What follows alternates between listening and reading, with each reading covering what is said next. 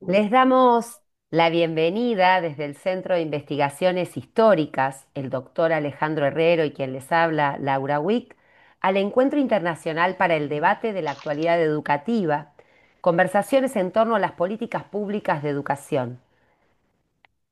En este caso, compartimos con la doctora Amona Ignacia Alves, la doctora Nilce Vieira Campos Ferreira y el doctor Lucas Croch una conversación para poner en punto en la actualidad los problemas de la educación en esta semana tan especial.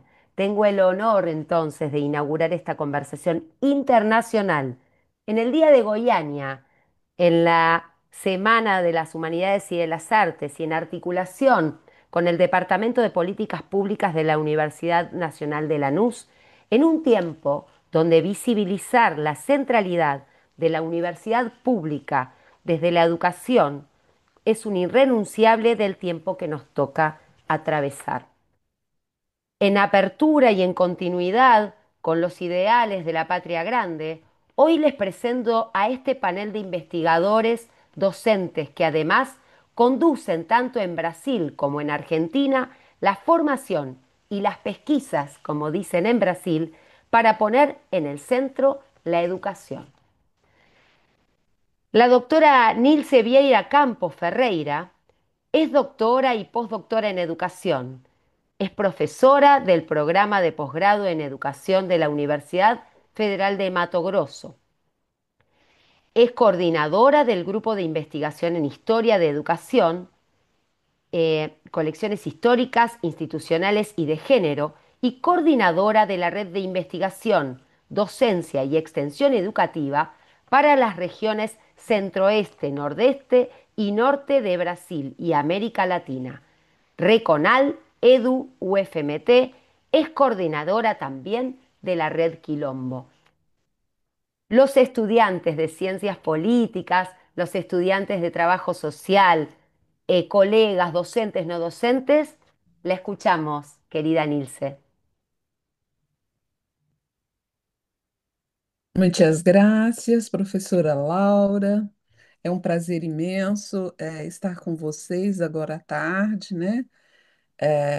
Também cumprimento o professor Lucas, que é um prazer conhecer agora. Não havia ainda, acho que não o havia encontrado. Professor Alejandro Herrero, com quem tenho também laços de pesquisa, de extensão, de ensino, de trabalho conjunto. Professora Mônica está aqui conosco, que é uma grande amiga e vem desenvolvendo conosco várias atividades, e todos os demais presentes, né, que compartilham conosco esse momento para podermos discutir um pouco sobre as nossas atividades de pesquisa. Eu sou Nilce Vieira e é um prazer imenso estar aqui com vocês.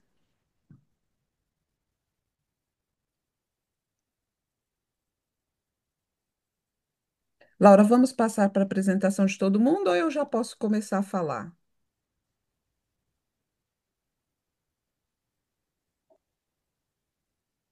Si puedes hablar, Nilce. sobre a nossa Reconal, né? Sí, Isto? Ok. Eu vou compartilhar com vocês um pouco, então, de nossas experiências educativas que a gente vem fazendo em conjunto nesse coletivo. Quem é a nossa rede? Deixe-me ver como que eu consigo compartilhar, que eu estou com uma Mônica aqui, tá aprendendo. Só que ela foi mais esperta, né? Ela fez um teste antes. Onde tem share, aí você compartilha.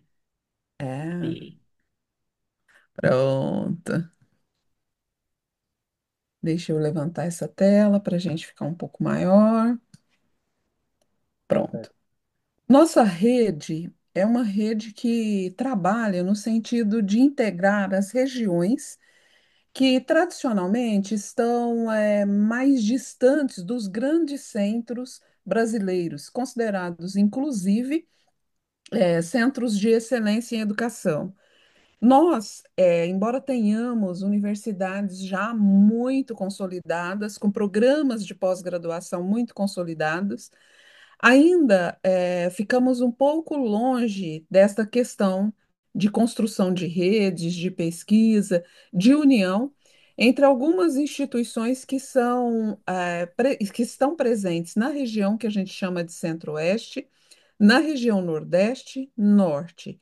E aí pensamos também em fugir um pouco do núcleo que tradicionalmente está ligado, né, à Europa, aos países do Norte, e optamos por nos vincular a uma rede que estivesse linkada ao Sul Global e à América Latina. Então, nós temos algumas universidades que se juntaram a nós, né? Entre elas, a minha universidade, que é a Universidade Federal de Mato Grosso, que está situada em Cuiabá, Mato Grosso, o El Colégio de São Luís, que está em São Luís do Potosí, a Universidade de Cartagena, em Cartagena, na Colômbia, a Universidade Plurinacional de La Pátria Grande, que é um consórcio que o professor Daniel Carceglia, ele gere, né, de várias outras universidades que compõem a Universidade Plurinacional de La Pátria Grande, o Instituto Federal, que também são redes, nós temos duas redes federais no Brasil, o Instituto Federal e as universidades federais. O Instituto Federal também tem vários campos universitários. Tem também uma diferença, porque os institutos federais também oferecem o ensino médio. Então, nós temos o Instituto Federal de Mato Grosso nessa rede, o Instituto Federal de Rondônia, e temos a nossa universidade aqui de Mato Grosso, a Universidade Estadual de Mato Grosso, que é uma outra grande universidade que também surgiu no mesmo ano que surgiu a Universidade Federal de Mato Grosso. Temos a UNIR, a Universidade Federal de Rondônia, um estado vizinho ao estado de Mato Grosso. Temos a Universidade del Salvador, de onde estão nossos colegas, a Laura e o Alejandro. A Universidade Federal de Goiás, na qual a nossa colega Amone está aqui presente, que está ali sediada em Goiânia, também tem vários campos. A Universidade Federal de Juiz de Fora, que está em território mineiro. A Universidade Nacional de Lanús, que a nossa colega Laura e o Alejandro também estão lá. E o Instituto Federal do Rio Grande do Norte. Nós ainda temos uma outra universidade que adentrou aqui agora, junto conosco, que é a UESC, mas eu não sei por que nós alimentamos a página e ela ainda não foi atualizada, tá? Bom, em relação ao comitê, a gente vai ter aqui, que é o comitê gestor, os representantes de todas as instituições que estão aqui conosco. Olha, aqui ela aparece, mas ela ainda não apareceu lá na imagem, que é a Universidade Estadual de Santa Cruz, que foi o que eu disse que faltava, mas deve ser algum problema de atualização da página, né? E clicando em cada um de nós, vocês então encontram o nosso currículo, que a gente chama currículo Lattes no Brasil, né? Que eu posso fazer uma breve mostra, né? Todos os nossos currículos estão online, todos são possíveis serem consultados. Neles nós registramos as publicações, as atividades em rede. Então, a qualquer momento é possível consultar pela própria rede o currículo de cada um de nossos professores. A Reconal Edu publica também algumas notícias, né? Alguns movimentos que são feitos. E quando a gente clica, nessa notícia mais recente, a gente tem então um breve artigo, vou dizer assim, uma resenha que Laura fez sobre o nosso último encontro, que é um encontro anual que nós então procuramos fazer anualmente, né? E nós nos encontramos na Universidade Federal de Goiás, num evento conduzido muito bem pelas nossas amigas, professora Mone, professora Keila e outros professores da instituição de Goiânia, Universidade Federal de Goiás. E aqui também a gente procura pôr todas as nossas publicações, tá? Que a gente vai fazendo ao longo dos nossos anos de encontros de Jopequial, que é o nosso grande encontro, né? Aqui nós temos alguns acervos que a gente procura alimentar, sempre aqui. E temos, por último, os nossos contatos. Se alguém quiser nos enviar algum e-mail, né, alguma coisa, nós temos aqui, tá? Agora, trabalhando num âmbito mais amplo, nós também temos um outro sistema que nós nos unimos, né? Nós nos unimos para fazer algumas publicações também ao longo da nossa história, né? E aqui a gente tem o nosso mais novo livro, que é este aqui, que foi um livro publicado, nosso primeiro livro bilíngue, publicado em parceria com a FEDUM, né? E a gente vai ter esse primeiro registro, no qual também nós temos vários textos traduzidos do português para o espanhol. Então, ele já pode ser baixado, ele está pronto, né? E a gente teve um prefácio elaborado, né, pelo nosso colega, que depois veio a falecer, o professor André Guevaras, mas que nós tivemos oportunidade de estar com ele na Argentina e que sentimos muito também a perda dele, né? Nós temos um outro veículo que a gente tem procurado pôr em rede também, que é uma publicação na qual os nossos colegas se vinculam e cada um pode fazer uma publicação na sua própria página. Que também nós encontramos, né, o texto de professora Laura Gui, que é exemplo, né, para que a gente também possa ver. É possível fazer vários, várias publicações nas páginas, né? Página, por exemplo, da professora Nils fica dessa forma, onde ela vai colocando algumas coisas à medida que ela vai identificando e põe então para ser visualizada no mundo inteiro, né? E temos também uma outra rede, no âmbito da rede Reconal, que foi começando, que é justamente tratar um pouco dos povos quilombolas, que são africanos que para o Brasil vieram como escravizados na época da escravidão, e quando foram libertos, ou antes mesmo, começaram a ir para locais nos quais eles puderam construir, né, suas próprias comunidades. Então, a gente faz alguma alimentação, né? Aqui tem recente, só que aqui ainda não fiz, tá? Mas a gente precisa, tá precisando demais já de uma atualização, né? A gente já colocou aqui um dos artigos que é produzido também em espanhol, né, para a gente poder ver, que é justamente do livro. Você vem para o livro e você consegue identificar, então, a publicação que trata dos quilombos, tá? Então é isso,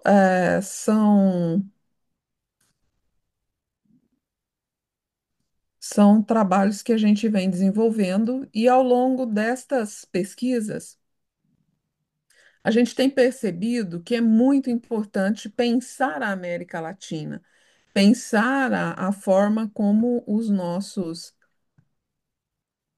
Deixe eu parar aqui.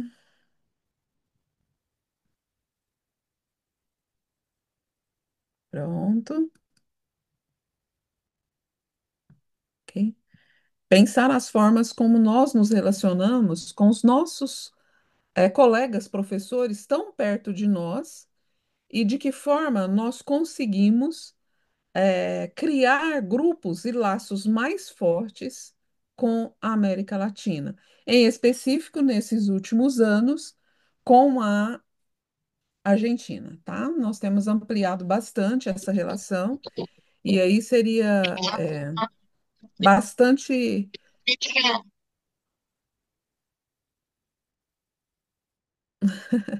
Alguém entrou?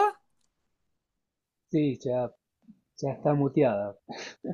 Puedes seguir, Nilce. Mas é porque, de repente, Gracias. poderia ter também alguma pergunta, alguma intervenção. Eu estou à disposição também, tá, professor? Esqueci de dizer isso, que a gente pode parar, conversar, né? No nosso entendimento, a criação de redes como a Reconal Edu fortalece os nossos próprios programas de pós-graduação, nossas próprias instituições, e é uma forma também de evidenciar de que forma nós olhamos para a América Latina, para os nossos programas irmãos entre universidades que estão às vezes tão próximas e às vezes tão distantes no sentido de estabelecimento de relações, de parceria, de possibilidade de trabalhos.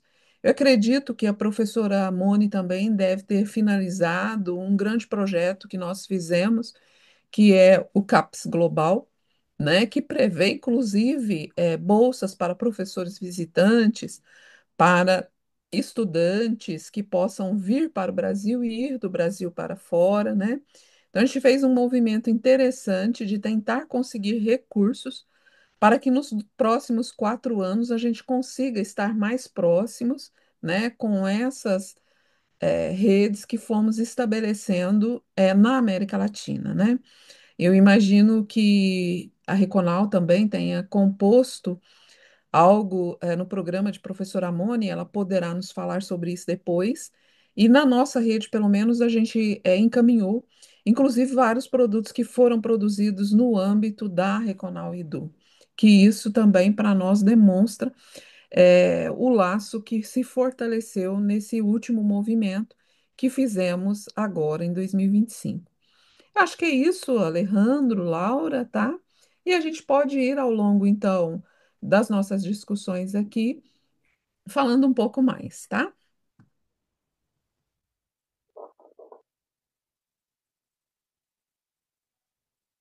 Ay,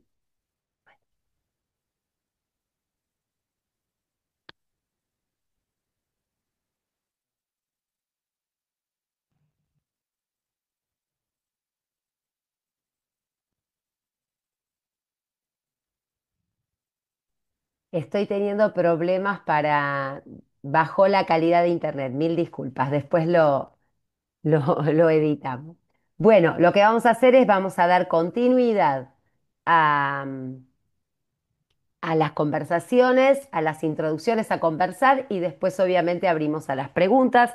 Ahora vamos a recibir a la doctora Amone Alves, que es licenciada en Historia de la Universidad Estadual del Estado de Bahía, licenciada en Letras, especialista en la maestría de Sociología por la Universidad Federal de Paraná y doctorada en Educación por la Universidad Federal de Goiás. Actualmente es profesora asociada de la Facultad de Educación en el programa de posgrado de Educación y de la formación y profesionalización docente y trabajo educativo. Tiene experiencia en el área de la educación con énfasis en trabajo en historia, formación docente, educación en el campo y movimientos sociales.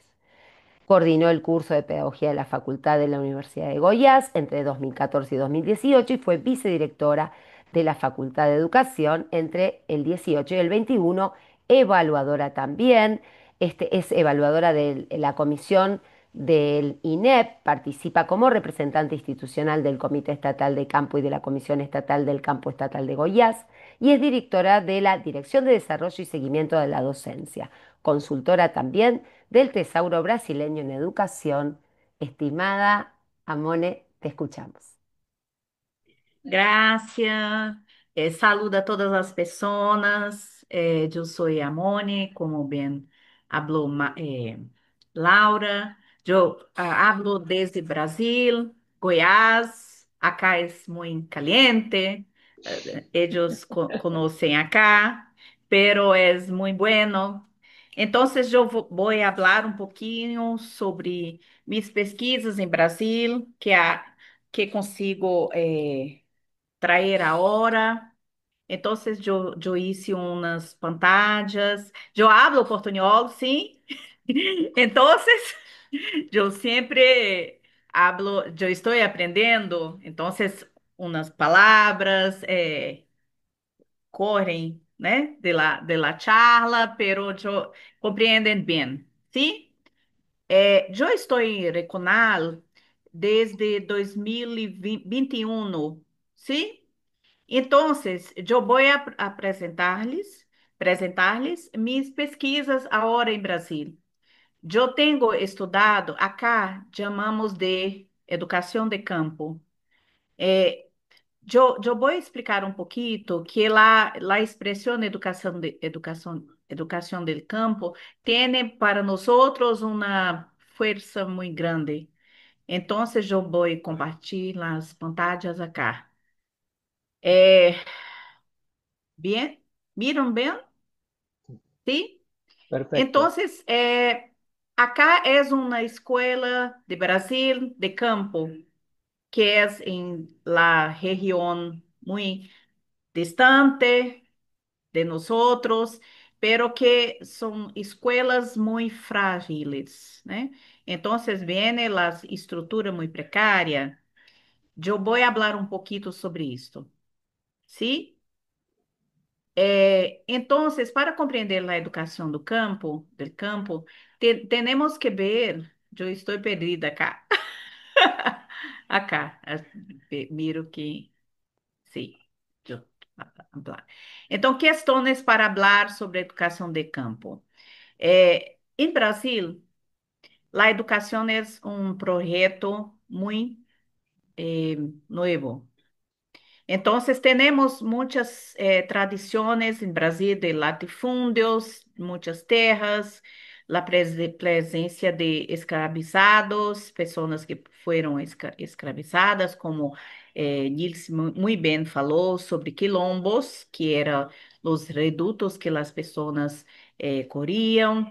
Entonces, hicimos acá que temos uma educação que no siglo XIX, educação para poucos. A educação que não acontecia nas escolas, não tínhamos um projeto de sistema de educação.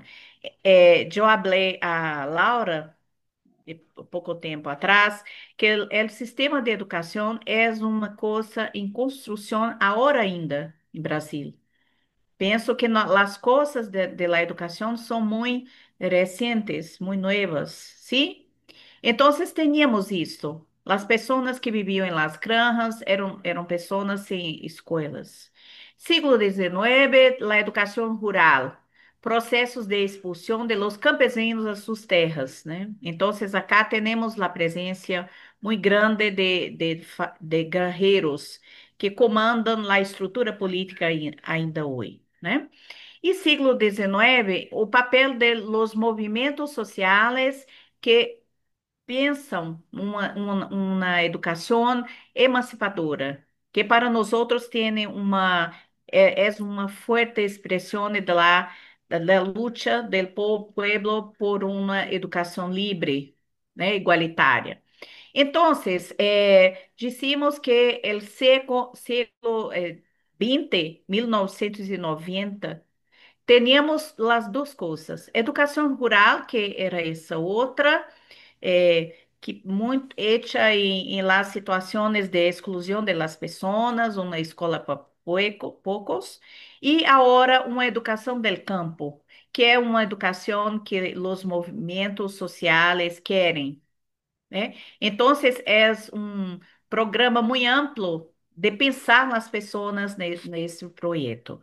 Então, tenho agora três doutorandas que estão estudando diferentes concepções de escolas. Escolas em quilombos, escolas indígenas. Então, agora, as pesquisas que coordeno tratam de las situações diversas de escolarização. Sim? Vamos adiante. Desafios para reflexionar sobre a educação del campo. El campo, por muito tempo, foi as sobras de la cidade. Tudo que sobrava. Então, a escola não tinha uma identidade, um projeto próprio, sim? Una educación que represente a los pueblos del campo, ribereños, los bosques, las personas todas. Acá tenemos muchas personas que viven en la zona rural. Educadores e educadores del campo, militantes del movimiento del campo, representantes de universidad, que es mi caso, de organismos gubernamentales, de organizaciones no gubernamentales e entidades comprometidas. Então, em 96, acá em Goiás, tuve um congresso que exigia a educação del campo mesmo. Então, criamos as políticas de la educação, criamos as leis e todos os movimentos para, de fato, tenhamos uma educação para pessoas que vivem em lugares muito afastados, sim?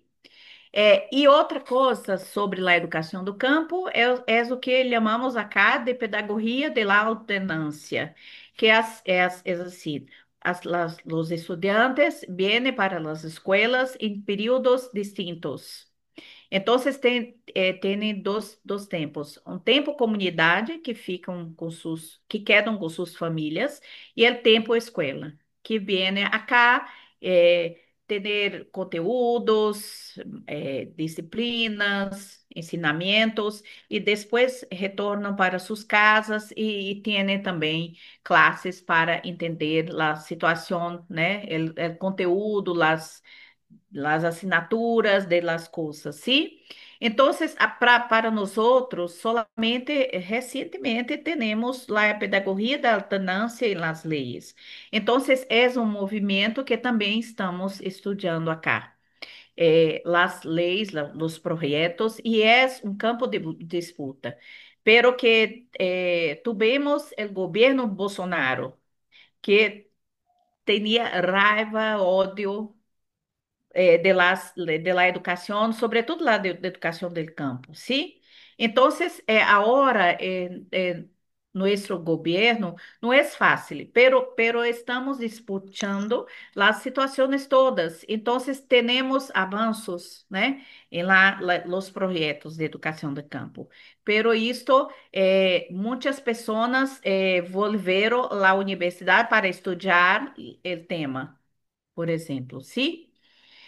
Então, sobre as investigações em educação, sabemos muito sobre as tradições críticas do campo e pedagógico provenientes do norte. Nilce falou muito bem sobre isto. Nós sabemos muito sobre as tradições do sul. Então, estudamos muito o norte. Não que não puedo fazer isto, pero es importante también comprendermos las situaciones de la educación en nosotros, ¿no? Pueblos latinoamericanos, ¿sí? Entonces, ahora tenemos muchos trabajos que vienen recuperando las situaciones de la educación escolar, de movimientos, de las organizaciones, y es muy bueno para nosotros. Acá tenemos una canción muy linda, un cantante habla así, los vientos del norte no movem molinos. É muito linda. Ney Mato Grosso, né?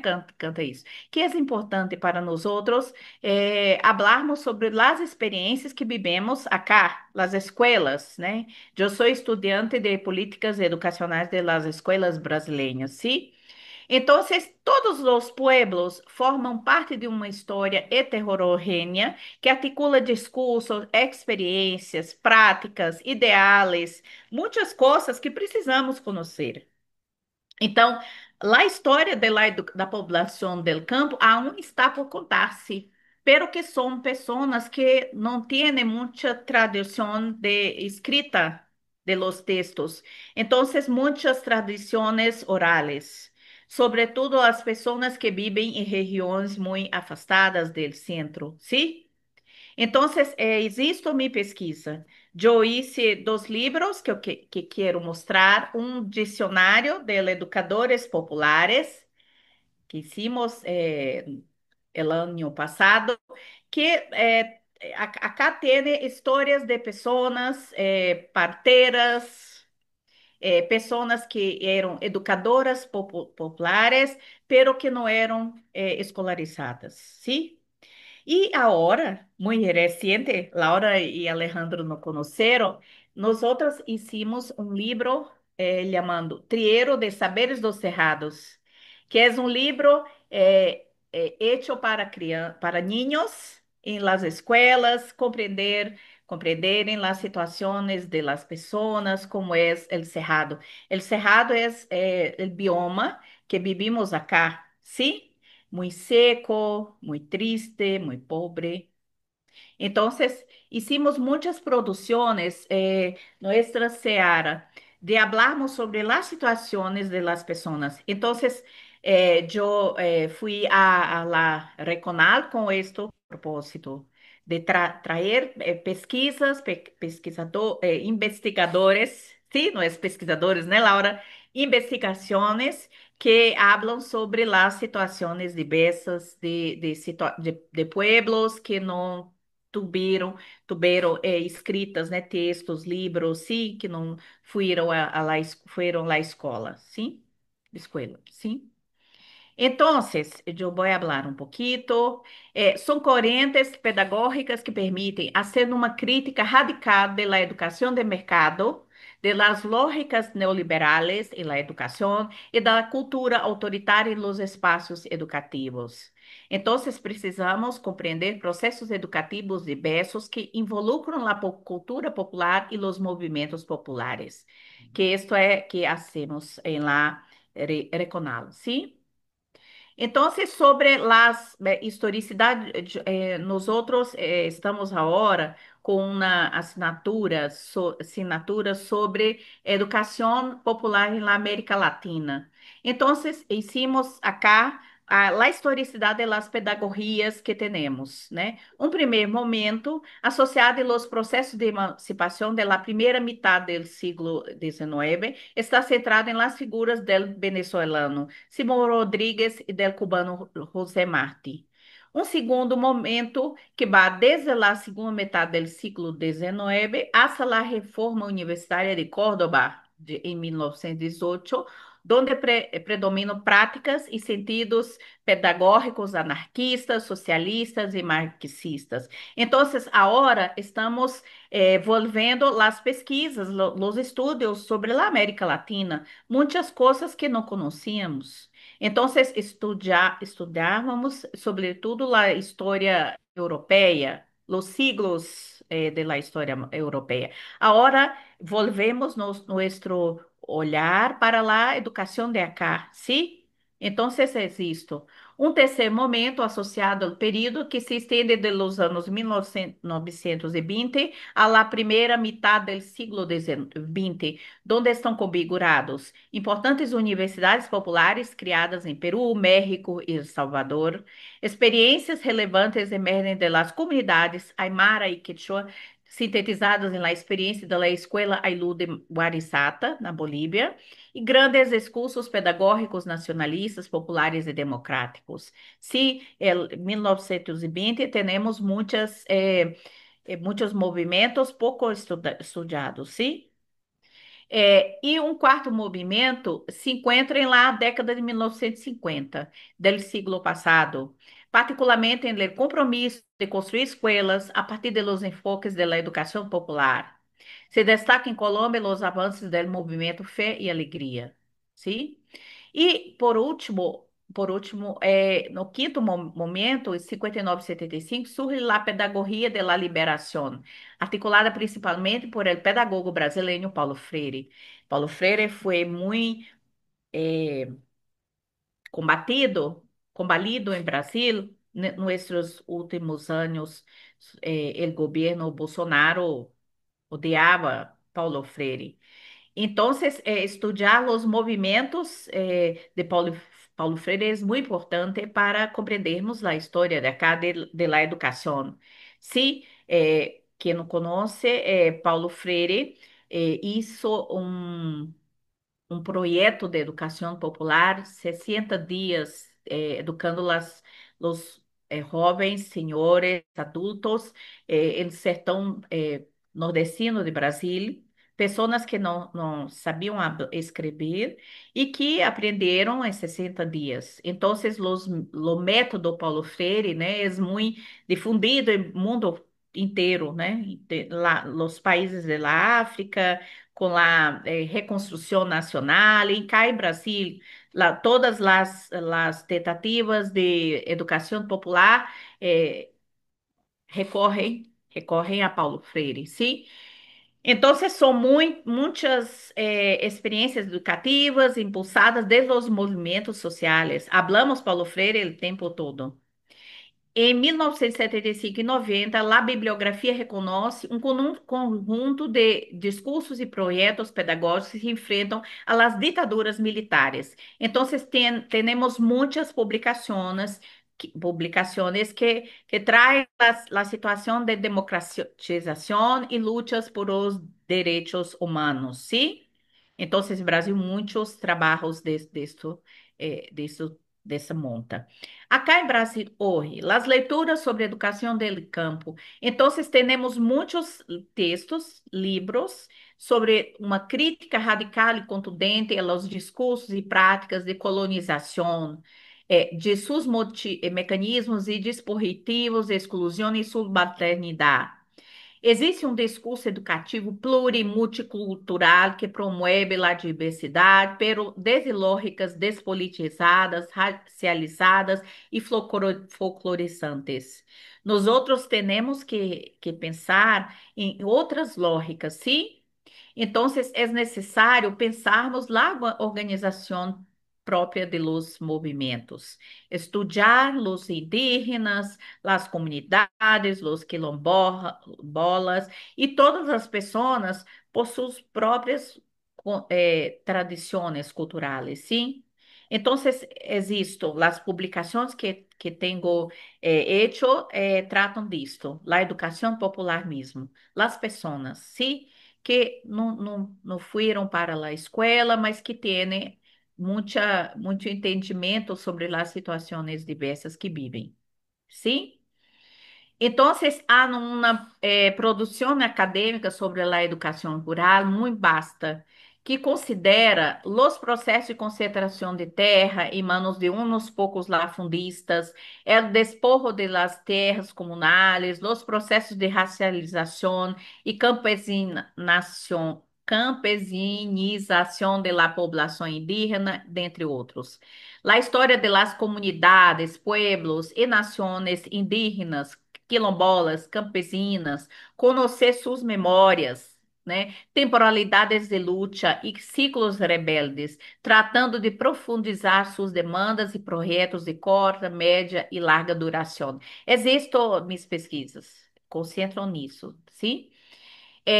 Entonces, es necesario comprender los pueblos del campo, uma educação en el campo que requer um caráter popular crítico e criativo, uma educação emancipadora, participativa, uma educação comprometida com um campo dirigido ao buen vivir e no ao que acá chamamos de agronegócio, las destruições ambientales, entonces los modos de vivir y bien vivir, ¿sí? Uma educação que dialogue com conhecimentos locais, conhecimentos ancestrales. Então, acá também, o dicionário de educadores populares é isso. Conhecimentos ancestrales, las ervas, né? Las medicinas populares que temos que pensar agora. Agora é tudo muito triste, muitas pessoas d- que adoecem por las medicinas tradicionais, las medicinas, né, de las farmacias. Então, agora as farmacias populares, né? Então, sobre isso. E uma educação comprometida com a construção de um projeto de campo e de país, que isso também é muito importante, se pensarmos um projeto de país em combate ao neoliberalismo.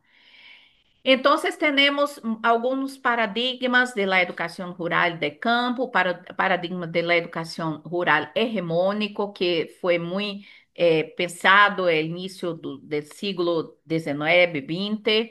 Paradigma de la educación contrahegemónica, que es la educación de los movimientos sociales. Paradigma de la educação del campo crítica, que é essa combativa, né? Que pensamos em outros personagens. E o paradigma da educação del campo é funcional, que temos muitas pessoas acá em Brasil que defendem o modelo de agronegócio, que defendem las medicinas de las farmacias, não? Então, acá queremos outro modelo. É isso sobre isso. Então, acá agora traje umas experiências que temos estudado acá em Brasil.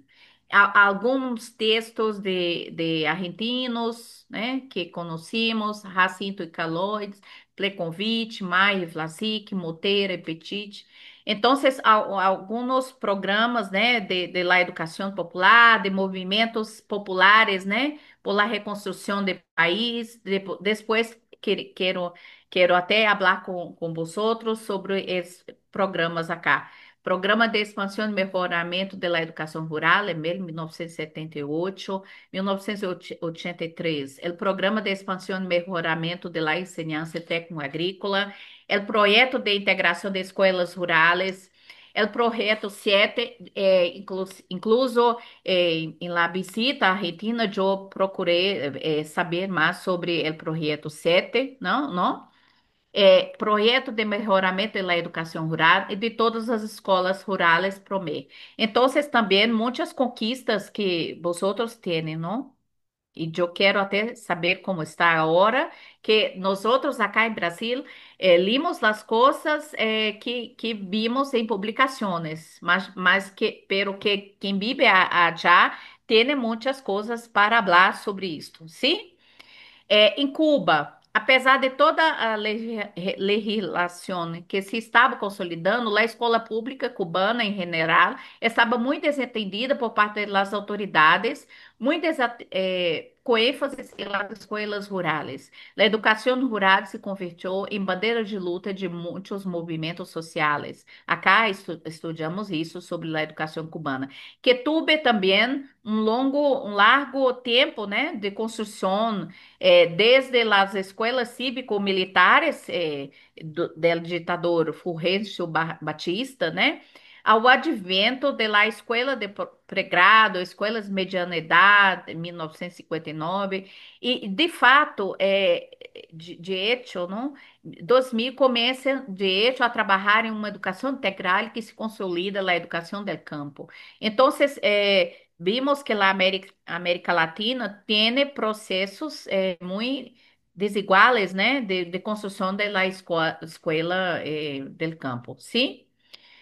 Bolívia, né? Então, Bolívia é um país que tem muitas escolas rurais, muitas mesmo. Ah, tem uma curiosidade. Em Brasil, hablamos escola del campo, pero los outros países hablam escola rural. Sí, Pero que acá tenemos el fuerza de los movimientos que como dijo, dije, la historia de la educación brasileña tiene problemas con el pueblo del campo, ¿sí? Entonces, acá es la ruptura total con el tema educación rural, ¿sí? Entonces, en Bolivia... 17.212 unidades educativas do país, em 72%, o sistema educativo está composto por instituições privadas e conveniadas religiosas, ademais tipos de universidades, a saber, indígena, pública, privada e militar. O estudo de Marguin Guicheiras habla sobre a falta de apoio da educação em las comunidades indígenas. Essas se han beneficiado das estratégias interculturais de aprendizagem. Sim? Na Colômbia, nasceu o programa Escola Ativa, que atualmente utilizamos aqui em Brasil em las projeto de las escolas el campo. Escola tendo como um de los objetivos a melhora de las práticas pedagógicas em escolas multigrado. O desenvolvimento desta escola foi determinado por entidades internacionais como Unesco, BID, né? El programa Escuela Nova tuvo alcance en la región cafetera con la parte de docentes de las escuelas rurales. El país cuenta con aproximadamente 35.000 escuelas rurales y 18.000 urbanas. La educación rural es más grande, ¿no? Do que la educación urbana. Em Peru, 32 milhões de habitantes, aproximadamente 21% da população vivia em áreas rurais.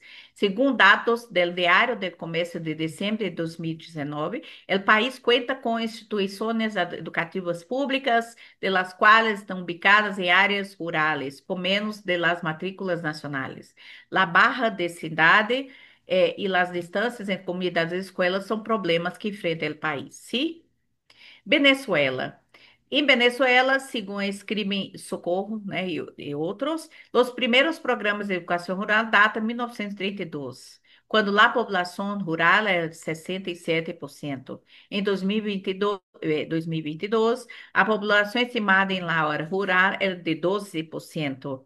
E de acordo com o Nunes, há escolas rurais em todas as comunidades, sendo a instituição escolar com uma presença nacional. Existem problemas com a infraestrutura e com o desenho curricular que merece atenção, sim? Então, acá traje algumas legislações sobre a educação venezuelana que é muito interessante para compreendermos, pelo el tempo eu vou seguir. Então, pontos comuns da educação rural do campo da América Latina, né? É o processo de colonização e interesses imperialistas, o fruto de muitas lutas internas, né? A maioria das elites políticas que não querem o modelo de educação. Clientelismo que abamos acá, paternalismo e patrimonialismo, uma cultura política de los donos del poder.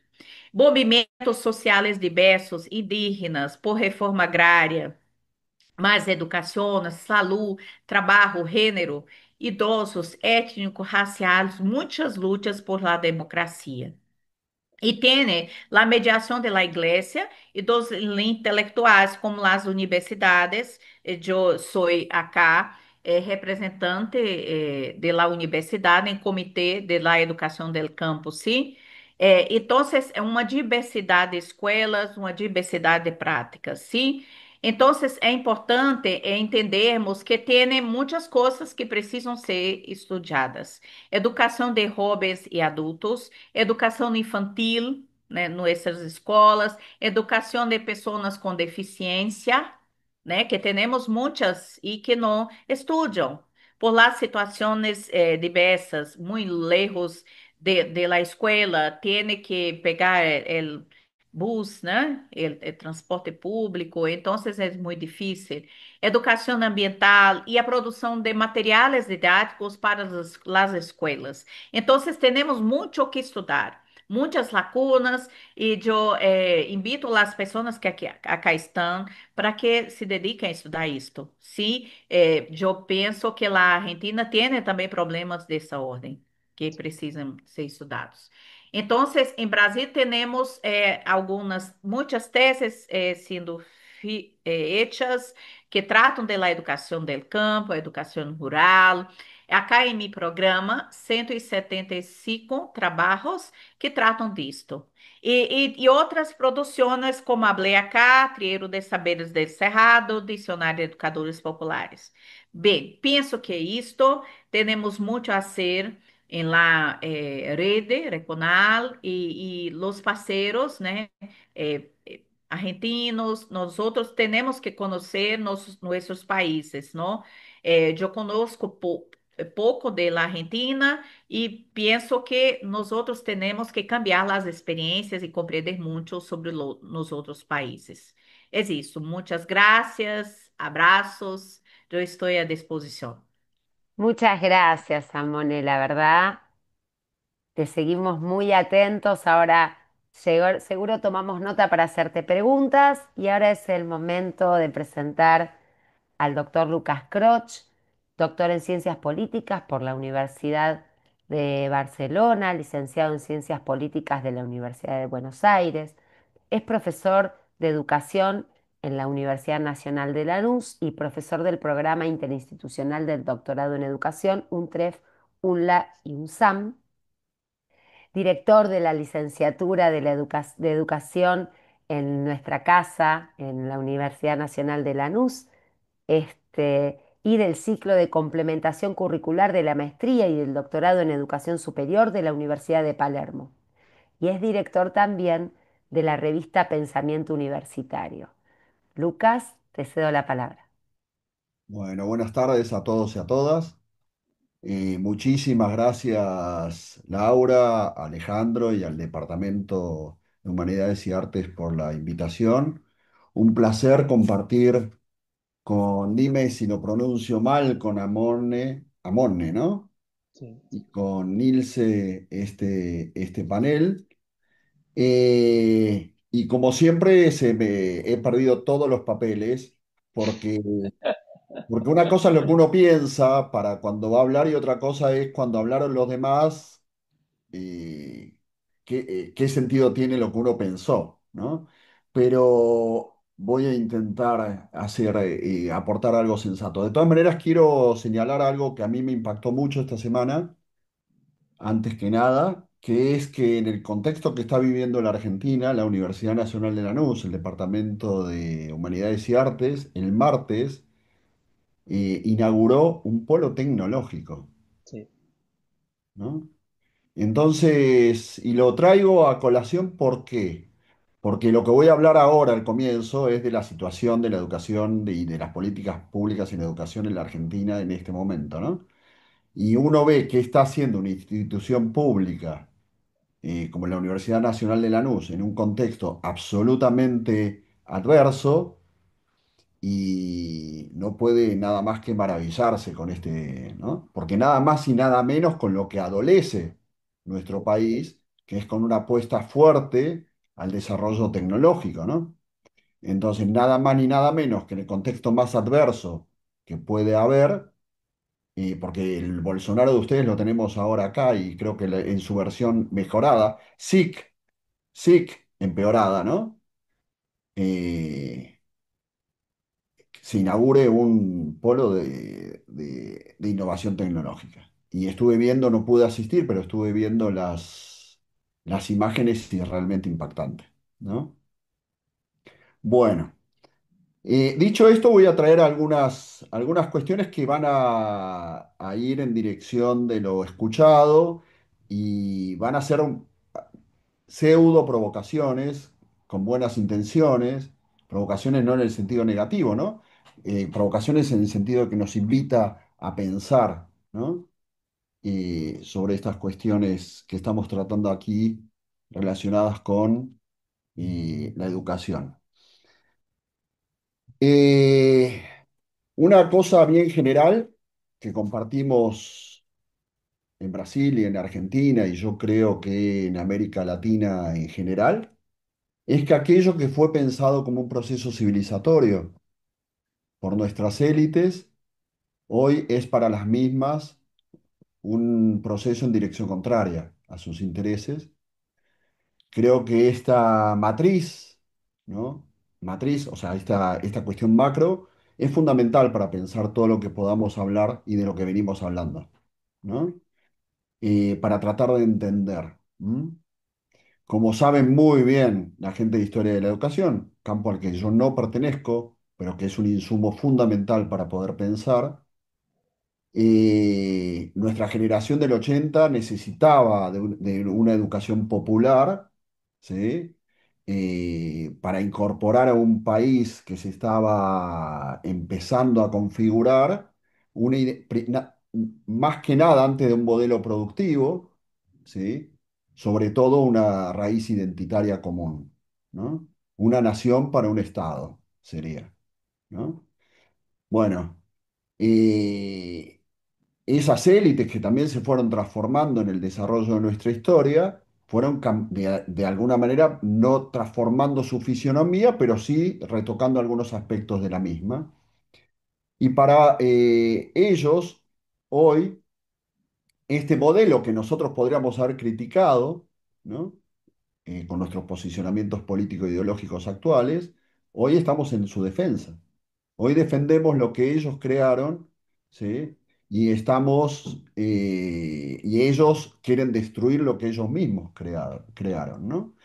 Entre otras cosas porque como toda política, ¿sí? Tiene sus efectos deseados y sus efectos no deseados, ¿no? Estamos hablando de políticas públicas. Entonces, lo que se ha dado directa o indirectamente en todos estos años, en Brasil, en la Argentina y en América Latina en general, es la inclusión de sectores de la población, que en realidad podemos pensar que estos sectores, en términos elisianos, ¿no? En términos de Norbert Elias, paradójicamente no son los establecidos, no cura, ¿no? Sino son transformados en forasteros, ¿no? Se busca incluir a los que realmente les pertenecen, a quienes les pertenecen esas tierras, ¿no? Y a quienes son arrebatados, digamos, de sus simbologías, de sus identidades originarias, ¿no? Para construir un modelo de país moderno, civilizado, etcétera, etcétera, ¿no? Esta matriz para mí, y eso yo lo tengo como una obsesión, termina trastocando y nos debe ayudar a pensar, por ejemplo, ¿qué decimos cuando decimos inclusión? ¿No? ¿Qué decimos cuando decimos educación del campo, inclusive educación popular? ¿No? ¿Desde dónde están construidas o construidos esos conceptos periféricos que en realidad en la historia de nuestros territorios, porque no países, ¿sí? Son centrales, no son periferia, son los establecidos. ¿Mm? Yo les recomiendo realmente, es probable que hayan tenido la posibilidad de tener en sus manos algún texto de Norbert Elias, pero el ensayo de establecidos y forasteros de Norbert Elias, esa configuración de Norbert Elias es muy potente, inclusive no para la historia de la educación. Entonces, eh, obviamente, a través de Laura, a través de Alejandro, de la invitación del año pasado, he tenido posibilidad de revisar lo que es la Reconal, la Jopecal. Siempre, nunca me sale bien, Jopecal, ¿no? Opecal, sí. Muy bien, perfecto. Y no lo tengo anotado, con lo cual me sorprende de mí, me sorprende de mí mismo. Eh, eh, Habemos, digamos, distintas vertientes que confluimos en una forma distinta de pensar estos procesos civilizatorios que se nos dieron en términos, por ejemplo, de Michael Apple, ¿no? De carreteras preestablecidas, ¿no? Para pensar otras carreteras que ya están, porque digo, eh, yo acuerdo con el criterio de construcción, pero me cuesta más el de decolonización. Pero me cuesta, estoy diciendo que no es que yo no esté de acuerdo, sino que me cuesta. Porque como soy muy, eh, digo, nosotros nos deslizamos sobre un lenguaje, ¿sí? Que así como nos ayuda o nos propicia posibilidades de emancipación, nos atrapa, ¿no? En una cultura Tal heredada. cual. Sí, ¿No? Entonces, eh, somos hijos de una inclusión, como yo la llamo, una evangelización inconsciente, ¿no? ¿Por qué? Porque nos expresamos a través de un idioma que no nos pertenece. No nos pertenece no en términos que pertenecemos a una cultura distinta. El idioma nos preexiste, nunca nos pertenece en términos personales, ¿no? Entonces esa inclusión siempre está configurada o armada, ¿sí? Desde un lugar o un territorio ya dibujado, ya construido, ya delimitado, ¿no? Con sus fronteras. Y ahí viene la cuestión, ¿no? ¿Cómo pensar y cómo seguir trabajando en profundizar estas políticas de gestión del conocimiento a través de las redes que nos permita permanentemente interpelar, ¿sí? Lo establecido? ¿Y cómo se construye lo establecido? ¿Y cómo se configura lo forastero, ¿no? En términos elisianos. ¿no? A mí siempre me llamó mucho la atención esta tensión entre establecidos y forasteros, ¿no? Y la paradoja, ¿no? Nosotros recibimos en la universidad generalmente a primeras generaciones de estudiantes universitarios en la Universidad Nacional de Lanús, ¿no? Son forasteros, pero son forasteros en un territorio en donde la ULA es forastera como institución universitaria, ¿no? Entonces, y es claramente una institución inclusiva, ¿no? Ahora, y no lo digo críticamente, lo digo críticamente en términos del pensamiento crítico, no en términos de no estar de acuerdo, de no compartir, ¿no? ¿Qué incluye lo que excluye o qué excluye lo que incluye? Que no son juegos de palabras. Nos ayuda a pensar aquello que podemos, por ejemplo, lanzar como una certeza no reflexionada, ¿no? Acerca de qué significa educar, qué significa formar a nuestros jóvenes, ¿no? Esto que decía Amon, yo saqué como 3 fotos de tu presentación porque hay cuestiones que a mí me interpelaron mucho. Y la Argentina tiene un problema histórico que no lo tiene Brasil, desde mi punto de vista, pero que podría ser un tema de conversación, que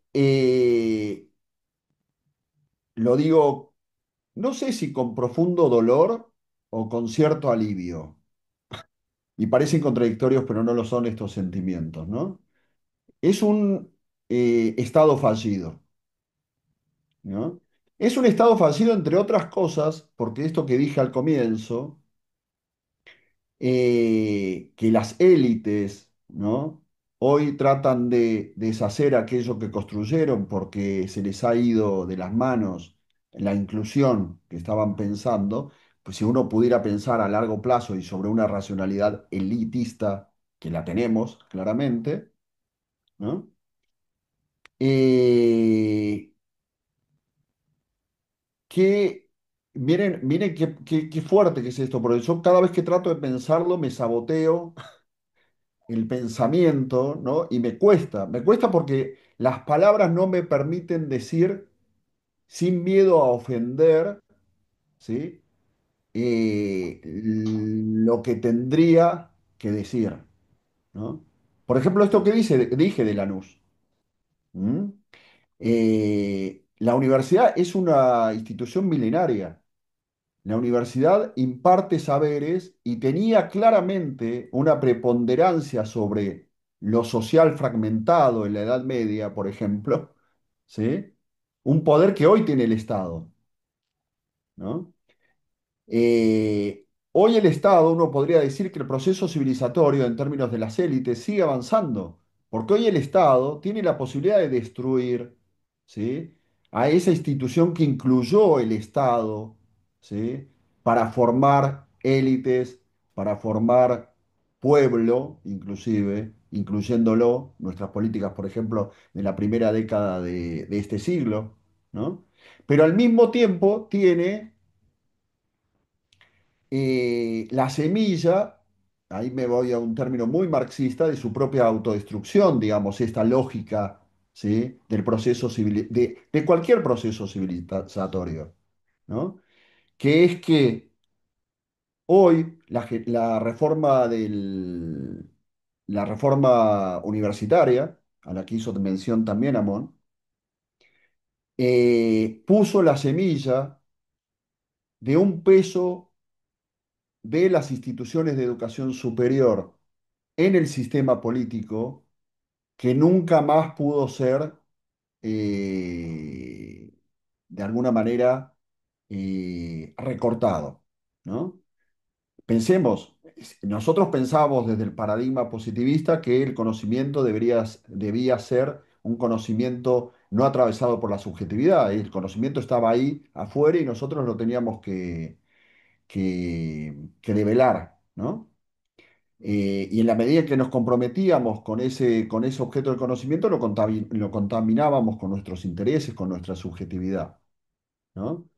En ese camino, la política dentro de la universidad, sobre todo la política partidaria, era muy mal vista, ¿no? Yo todavía tengo ese sesgo, por lo menos el de la política partidaria. El que no tengo más, y este es un triunfo cultural importante de ya este siglo, es que la universidad, por los procesos de inclusión que se han dado, inclusive involuntariamente por las élites, ¿sí?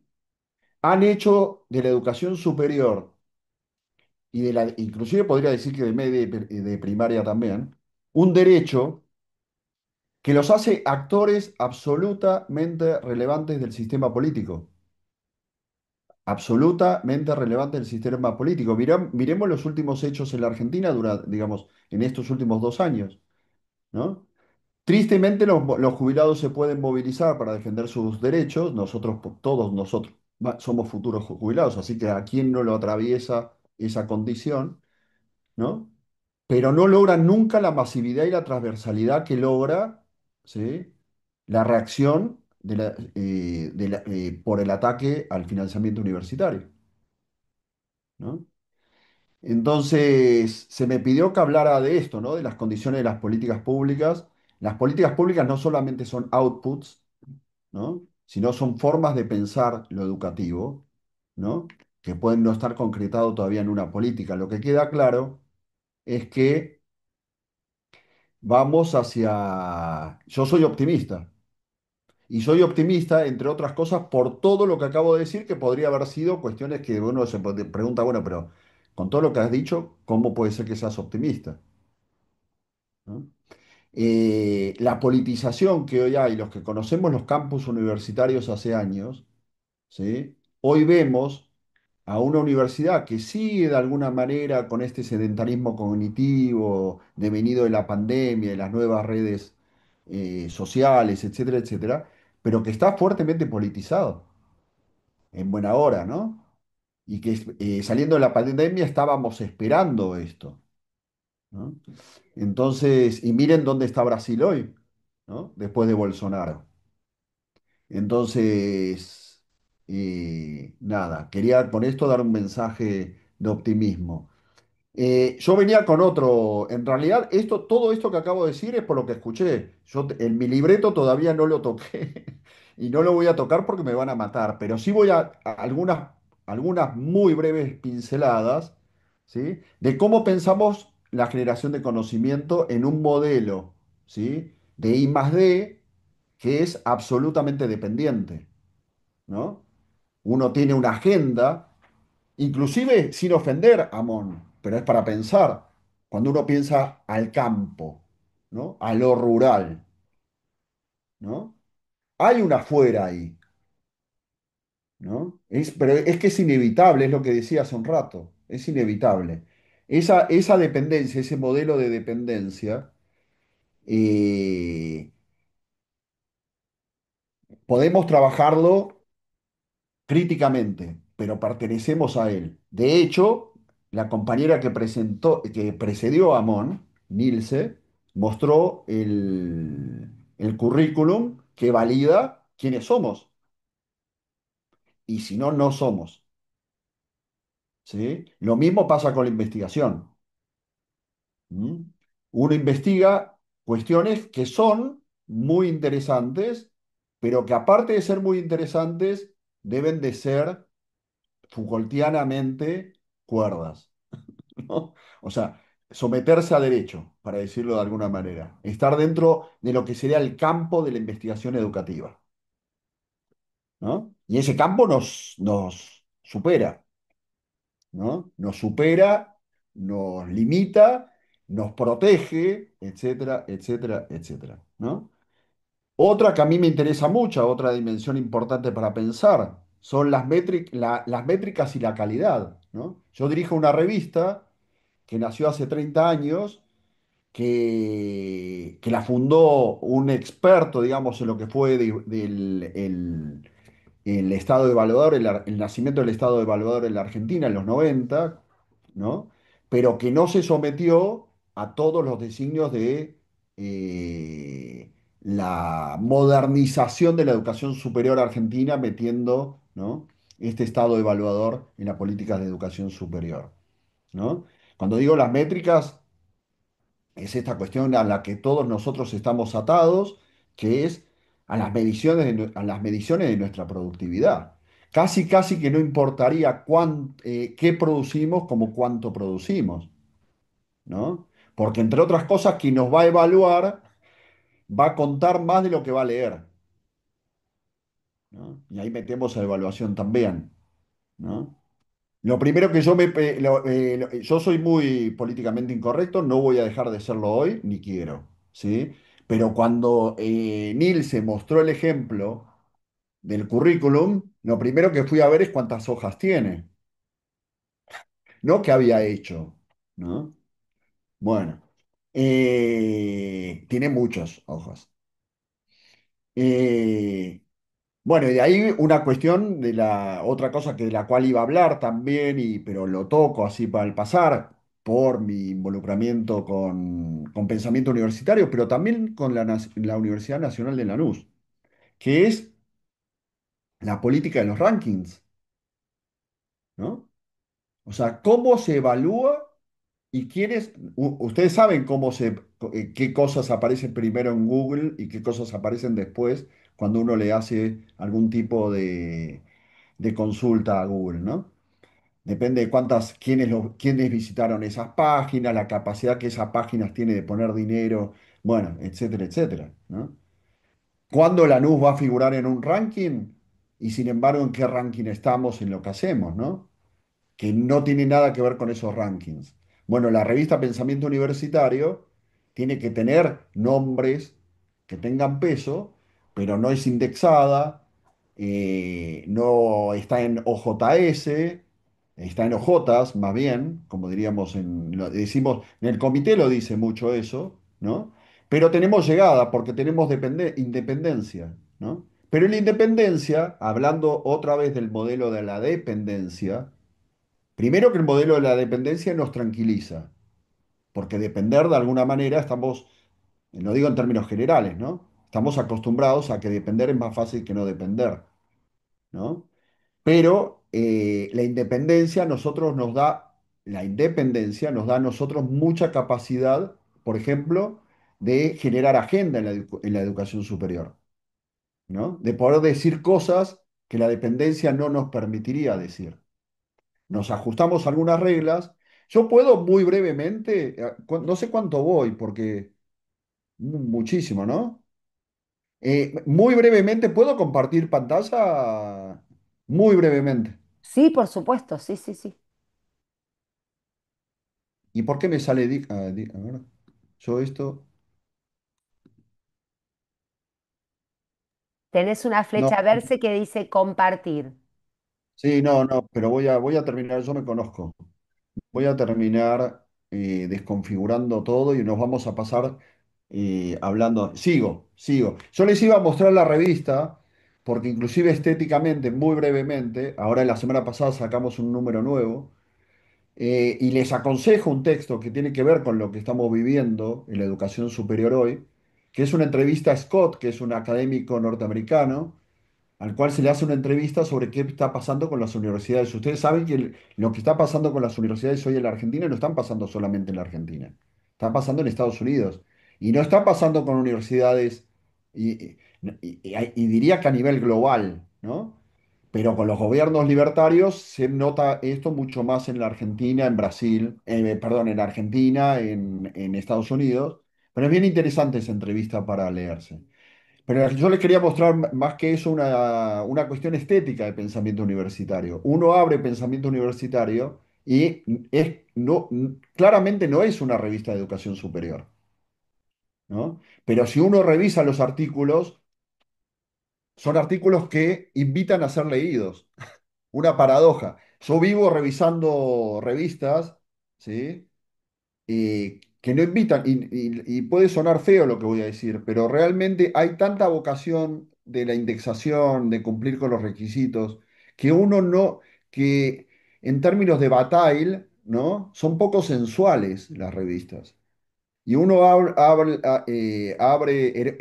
Bataille en realidad habla de erotismo, ¿no? Pero a veces en la academia es muy fuerte hablar de erotismo, aunque sea desde la perspectiva de Bataille. Pero eh, pensamiento universitario, siempre el arte fue una dimensión de entrada a la revista, ¿no? Y es parte de su política editorial. Y obviamente que me interesaría mucho que la revisen porque tiene lógicas de cooperación muy fuertes. Ahí si uno mira quiénes la hacemos, hay gente de Lanús, hay gente de Rosario, hay gente de La Plata, hay gente de la Universidad del Sur. El comité, bueno, lo integra desde Dora Barrancos hasta que no trabaja puntualmente educación superior, pero que trabaja temas transversales, ¿no? Hasta gente que son popes en la educación superior y que tienen de alguna manera distintas perspectivas sobre la educación superior. Es decir, es una revista muy plural. Pero bueno, basta hablar de uno mismo, pero que sí, claramente tiene una vocación en la misma línea que Reconal, ¿sí? Y que, ay, otra vez, Jopecal. No pude, otra vez pude. Eh, Nada, para cerrar, ¿sí? Tenemos grandes desafíos, grandes desafíos. No, los argentinos con un plus, ¿no? Lo digo graciosamente, aunque ya a esta altura la gracia no corresponde.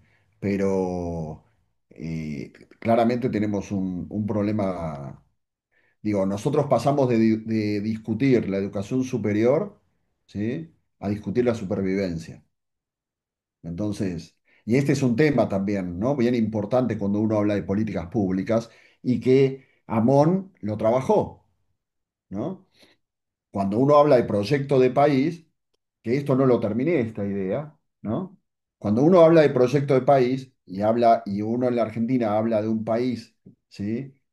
De un estado fallido, un estado que acá hablamos del empate hegemónico, ¿no? Son dos grandes modelos de país, ¿sí?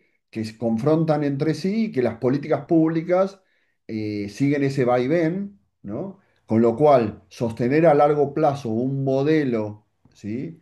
de país se hace complejo. Al mismo tiempo tiene sus beneficios, pero no voy a... es tema para otra conversación. Entonces, tenemos claramente un desafío de integración regional respecto a los procesos de internacionalización de los países llamados centrales que nos imponen de alguna manera un desafío global. Sin más, y lo digo abiertamente, hay que ir a pensar los sistemas de créditos académicos. Eh, la necesidad de afrontar esto con la famosa famosa para nosotros lógica sur-sur, ¿no? La cooperación regional es fundamental, ¿sí? No hay posibilidad de supervivencia a los más poderosos, ¿sí? Si nosotros seguimos reproduciendo lo que nos han fragmentado. ¿Sí? Porque parte de la dependencia tiene que ver con el proceso de fragmentación que se ha hecho. Inclusive si ustedes piensan en políticas de integración, de inclusión y de integración, tiene que ver claramente, ¿sí? con cuestiones que uno dice, ¿y esto por qué está desintegrado? ¿Y esto por qué no está incluido, ¿no? Bueno, y después, lo último, y con esto cierro, ¿sí? La apuesta por la ciencia abierta. ¿No? Claramente y esto tiene es el modelo pensamiento universitario, ¿no? El modelo FOPECAL, RECONAL, etcétera, etcétera. O sea, el conocimiento está para circular, no para ser administrado en términos de control, ¿no? O sea, se supone que ese paradigma ya lo habíamos dejado atrás, pero como dije al principio y con esto cierro, hoy quienes instauraron ese modelo, ¿sí? Son quienes lo intentan destruir. Bien. Bueno, muchísimas gracias. Ah, Bueno, no. No, sí, sí, está bien, está bien. no, Pensé no, que me había... no. No, no, no, está bien. Pensé que me había comido algo, pero no, no. Listo. Bueno, la verdad que muchísimas gracias por esta apertura a la conversación, conversación que va a, obviamente a seguir en otros encuentros. Ya a partir de todo lo que abrieron, vamos a poder dar inicio a este diálogo entre ustedes, pero me parece que iniciamos, hay aplausos que acá que se desprenden y me sumo a ellos. Eh, Me da la sensación de que se han escuchado ampliamente, cosa que a veces no ocurre, ¿no? Son como conferencias cerradas acá, gracias a que hubo una escucha atenta, ya empezó esta conversación tan interesante. Y si les parece, Alejandro, Nilce, Lucas, Amone, pueden comenzar a preguntarse entre ustedes. Una inquietud nada más. Nosotros hace tiempo y con Lucas lo veníamos en algún momento hablando, después, bueno, se nos imponen las cuestiones del cotidiano, nos interesaba mucho abrir las investigaciones para lo que son los entornos de la universidad, ¿no? Pensábamos en las escuelas primarias de aquellos chicos que tienen que pensar la universidad como propia. Y bueno, pensábamos en los quilombolas, también en las otras universidades de Brasil que ya tienen modos de investigarlos. Tal vez esas formas sirvan o no, lo tenemos que pensar para replicar.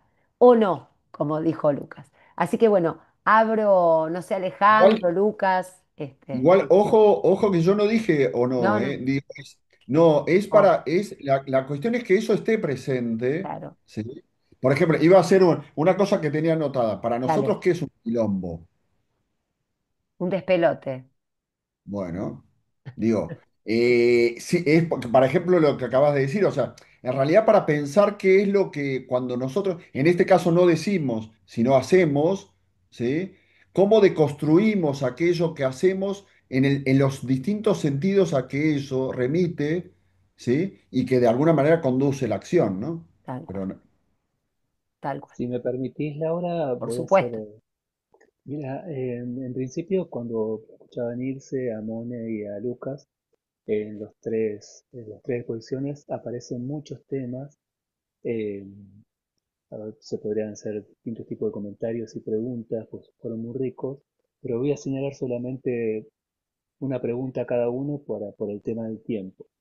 En relación a Nilce, nosotros, los que te están escuchando, muchos de los que te están escuchando, son estudiantes de trabajo social y de historia política que han cursado con Laura y conmigo historia latinoamericana y le damos mucha importancia a la historia de Brasil del siglo, desde la colonia, del siglo XIX y comienzo del siglo XX.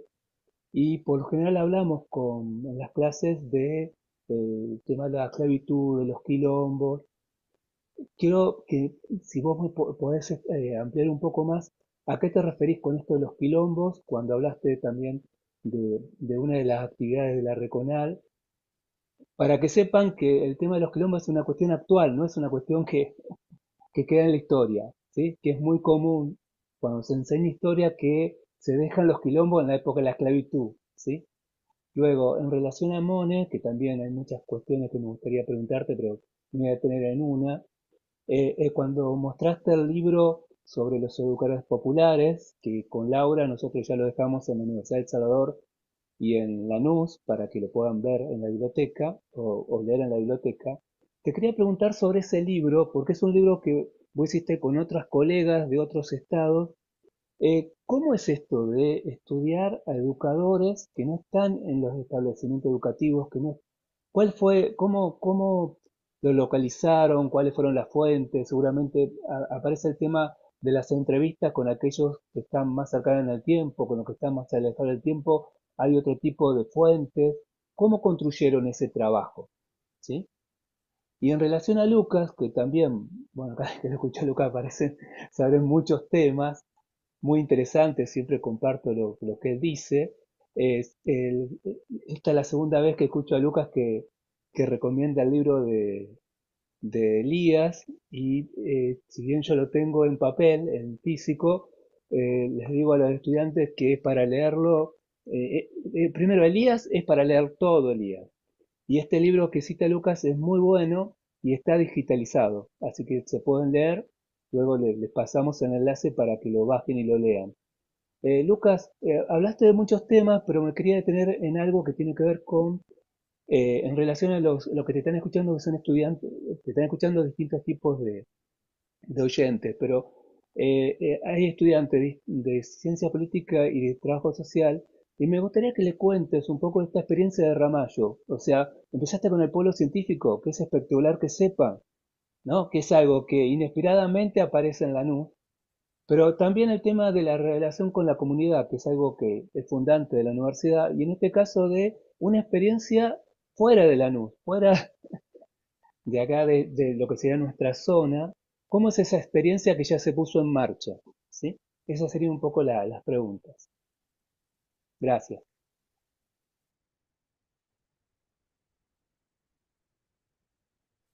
Nilce, puedes comenzar vos, sí, ah, en orden, sí, gracias. Professor Alejandro, escolas de quilombo são muito marcadas e as comunidades também. Nós temos 72 comunidades que nós chamamos de certificadas. Estas comunidades, elas estão organizadas em pequenas áreas rurais e nós temos dentro de Cuiabá um grande quilombo urbano que é o chamado Quilombo Capão do Negro, tá? Esse quilombo, ele também, como diz o professor Lucas, foi expropriado desses moradores, né? Está em disputa, tá? Porque foi ocupado por outros interesses econômicos. E aí a gente realmente vê claramente essa história dos estabelecidos, né? E os outsiders, né? Aqueles que estão de fora dessa discussão, né? Mas nós temos estas populações com suas tradições, né? Com seus costumes, com seus usos ainda, por exemplo, de plantas medicinais, de determinadas religiosidades, de formas de ser e de viver que ali convivem. Mesmo quando nós recebemos esses estudantes, por exemplo, eu tenho vários na graduação que trabalham comigo, eles trazem consigo também essa ideia de pertença a uma comunidade. Então, estas são as comunidades quilombolas. O quilombo, especificamente, ele está ali marcado por famílias, certo? Famílias que vão compondo. Então, nós temos quilombos com 350 pessoas, né, que ali moram, que de alguma forma estabeleceram relações familiares. É interessante também notar que, embora a gente diga que nós temos 5 escolas quilombolas no nosso estado, efetivamente regulamentada, nós temos uma. E o que é que isso significa? Significa que uma escola quilombola também trabalhará os saberes desta população, certo? Aqueles saberes que marcaram a sua ancestralidade, né? Por exemplo, a gente tem os mestres de saberes dentro dessas comunidades, que são pessoas que trazem determinados conhecimentos e compartilham com a sociedade, com a sua comunidade, desde quando eles ali vieram, né? Então passou do avô para o filho, para o neto, e vem vindo esses conhecimentos e transferindo, ou melhor, né, compartilhando com a sua comunidade para trazer ao vivo e manter essa identidade que move um povo, tá? Então, eu acho que isso é extremamente singular. As escolas, então, teriam essas duas partes, as escolas quilombolas, essas duas partes de conhecimentos. Normalmente ministram escola em período integral, as aulas são em período integral, E temos também, como a professora Amone diz, ela ainda diz escola do campo, ela trabalha com o conceito escola do campo. Eu ainda trabalho com o conceito escola rural, tá, professora Amone? Venho ali da tradição da professora Rosa Fátima e de outros colegas que estão vinculados ainda com essa concepção de escola rural. E a gente reconhece também os grandes problemas, desafios que a gente tem.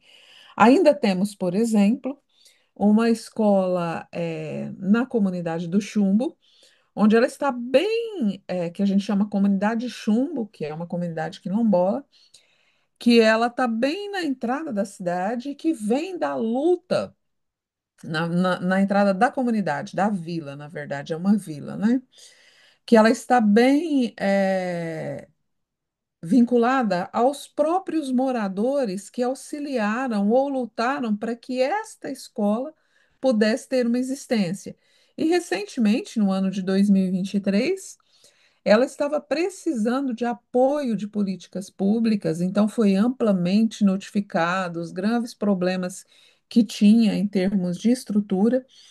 Então, nós sabemos que se a comunidade não se une para que essa escola continue existindo na sua própria comunidade, para educar filhos e filhas de quilombola, ela também acaba por fechar pelo descaso das políticas públicas. Então, em suma, é isso, professor. São territórios ocupados por populações negras. Hoje, alguns também são brancos, né? Ou tem uma leve miscigenação para o branco, porque houve eh, outras pessoas que se deslocaram para ali, casaram-se com quilombolas que já eram originários dali e também por si só tornaram-se quilombolas ao longo dos anos. Dali também não saiu, né? Desenvolvem sua profissão, trabalham ali. Então, essas comunidades têm essa diferença. Espero ter respondido. Amone, tenés la palabra. Entonces, muchas cosas, ¿no? Yo quiero, antes de responder, decir que la educación en Brasil es un campo de disputas, ¿no? Proyectos de las élites, ¿no? Del pueblo, el pueblo alejado, ¿no? De las políticas, pero que nosotros conseguimos muchas cosas nuestros por estos próximos años, ¿no? Entonces, muchas cosas, la legalización de las escuelas, el reconocimiento por parte del Estado sobre la situación, ¿no? Entonces, las lecturas que el profesor Lucas traje son muy importantes para comprendermos también proyectos y cómo nosotros disputamos la lucha por la educación pública en Brasil, que es muy reciente, ¿sí? Sobre el libro fue un trabajo muy grande, pero que nosotros queríamos traer personas que fuesen de la educación popular, pero que eu sou militante del movimento social e eu queria fazer um livro que hablasse sobre as pessoas comuns, né? Las pessoas que foram militantes, ensinantes de saberes, sim? Então, chamamos todas as pessoas, colegas, professores, entonces, muchas personas llamadas en la internet. Entonces, las personas fueron juntando, trayendo nombres de personas, parteras, curandeiras, personas comuns de las ciudades y del campo, y hicieron la historia de vida de las personas, ¿sí? Entonces fue un trabajo de 5 años. Y después la revisión, tuvimos un trabajo muy grande de la autorización de las familias para la publicación. Entonces, después de esto todo, el libro quedó pronto. Entonces, publicamos el libro y volvemos a las comunidades también. Nosotros pensamos que el libro de esta orden no puede quedar en la universidad. Tiene que salir para otros lugares, para las regiones, para las comunidades. Entonces, yo pienso que es muy importante la universidad estudiar el pueblo e escribir sobre isso. ¿Sí? Yo no sé si respondí bien, pero es un poco. Nosotros queremos hacer un libro con ustedes, con la, si quiserem, nosotros queremos hacer un libro, continuidad de la publicación, un libro 2 con otras personas. ¿Sí?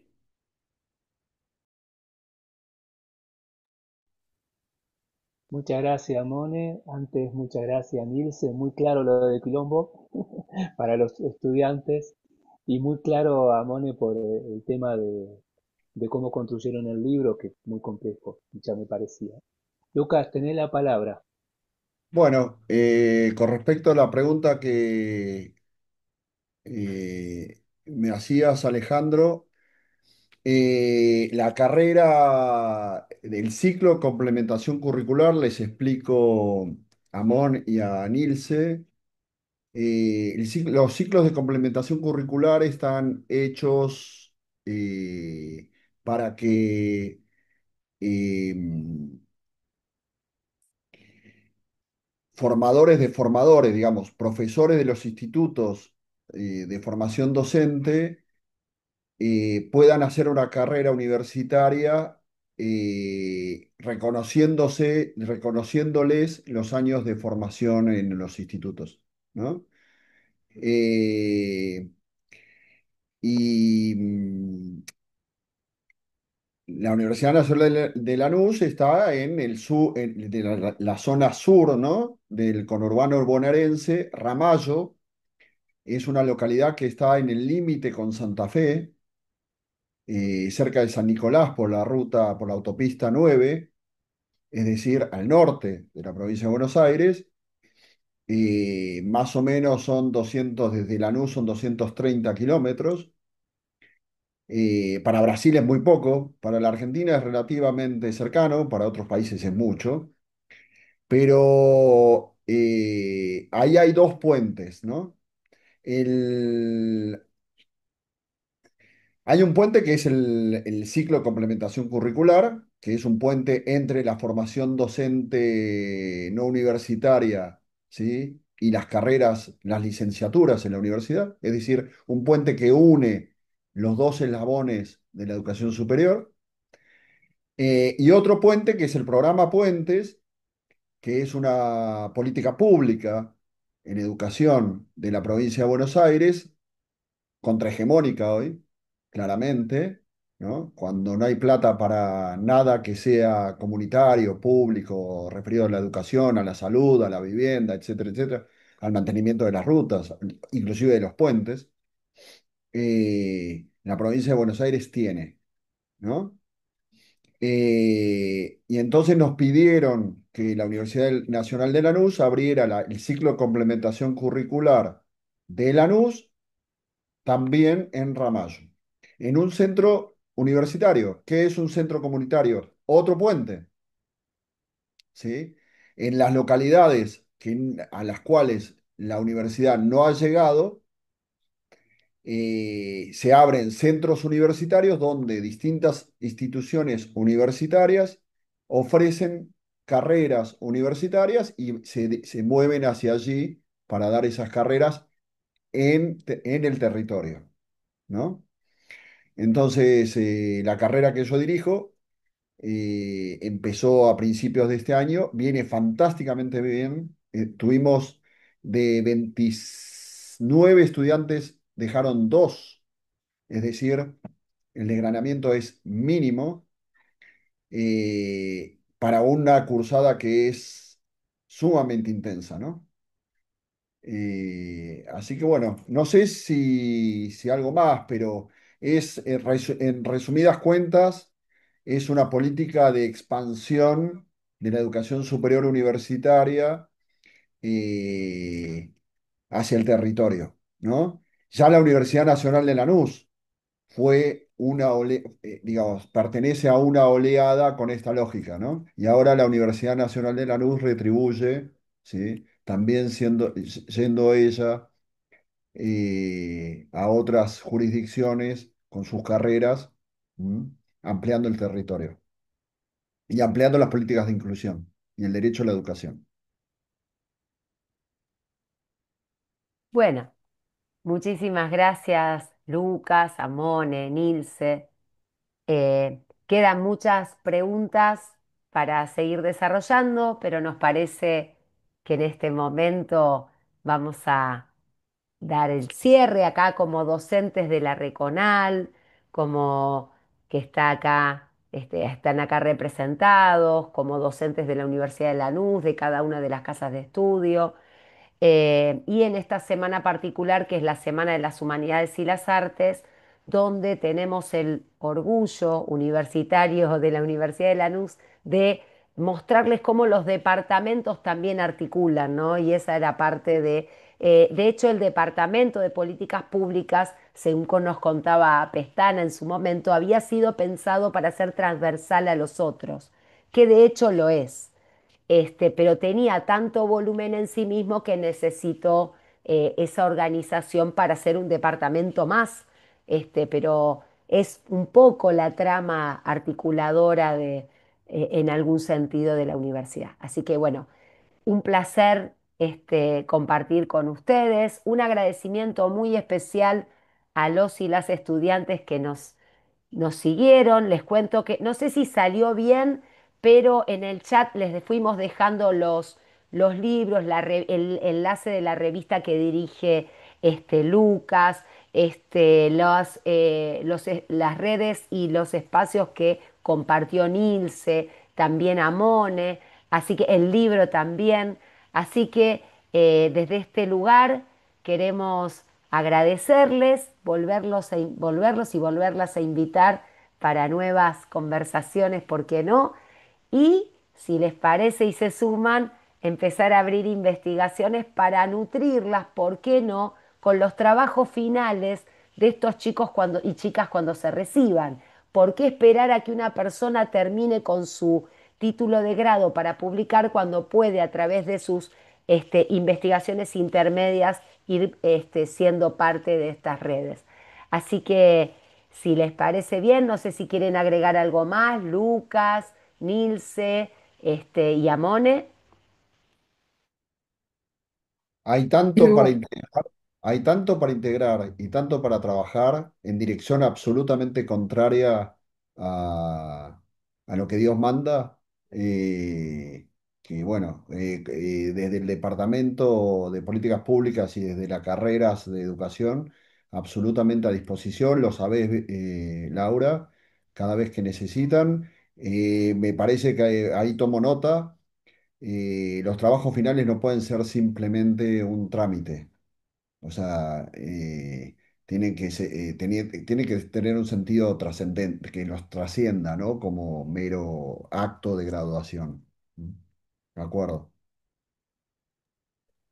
eu Bueno, quero agradecer Nilce, muito a oportunidade de estar aqui com vocês, de ter ouvido também a fala de Lucas, a fala de Amone, que me trouxe também uma série de pensamentos aqui para o devir, né, Amone? Para a gente pensar um pouco em outras pesquisas, em outros avanços. E aí penso também que uma fala importantíssima de Lucas, né? Como circular o conhecimento, tá, Lucas?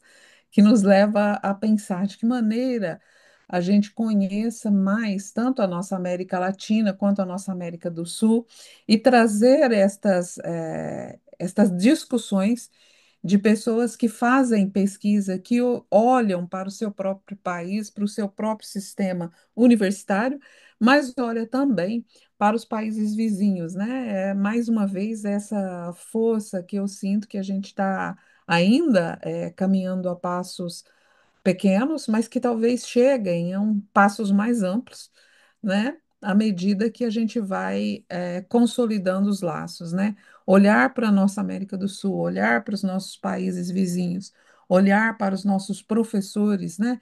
E de que forma estas pesquisas, então, estão se interrelacionando conosco. Agradeço imenso a oportunidade, saio daqui um pouco mais rica, tá, minhas amigas e meus amigos, né? Um pouco mais sábia, como dizia um pouco, é um colega que a gente tinha, e era muito parceiro, né? Um pouco mais sabida, né? Tá bem? Muito, mas muito obrigada. Olá, eu quero agradecer a todas as pessoas. Foi muito rico aprender com vosotros. Nosotros temos que cambiar as experiências, hablar portunhol e, compreender, assim, temos muito que estudar, né? Pero que eu fui a 2 vezes à Argentina, todas as vezes eu aprendi muito com as pessoas, com a história, caminhando por la ciudad. Entonces, não só isto. Las lecturas, né? Los libros. El año passado eu ganhei um livro, um regalo, Afuera, né? É livro muito importante para minha formação. Então, é isso. Temos que cambiar as experiências, né? Aprender muito com os outros. E hoje foi muito importante para mim, minha aprendizagem.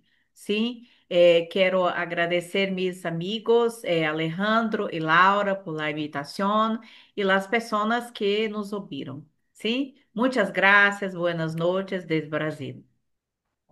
Último, ¿puedo, Laura? Por supuesto. Porque, estas últimas dos cuestiones que marcaron Nilce y Amón. Eh, nuestras instituciones generalmente las asociamos, lo cual no está mal, abocadas a la construcción del capital cultural, ¿no? O sea, Pierre Bourdieu, que digo, eh, ahora, en el sentido que nosotros estuvimos hablando hoy y aquello que militamos, ¿m? Me parece que nos olvidamos generalmente de algo que es clave en la formación, que es el capital social, ¿no? Uno de las cuestiones más significativas, y está trabajado esto, para la retención, es la afiliación. Y la afiliación no es solamente, de alguna manera, un sentimiento que al estudiante lo acerca más a la universidad porque pudo adquirir mayor capital cultural, sino porque armó una red de relaciones en la institución que le hizo más dificultoso dejar, ¿sí? Por otras variables en juego. Entonces, y eso pasa en todos los ámbitos de la vida. Es mucho más fácil construir en conjunto que construir separados. ¿Mm? Bueno, nada más. Creo que con esto cerramos este, este espacio de conversación provisoriamente. Hasta la próxima. Muchísimas, muchísimas gracias. Me despido de ustedes. Hasta luego. Gracias.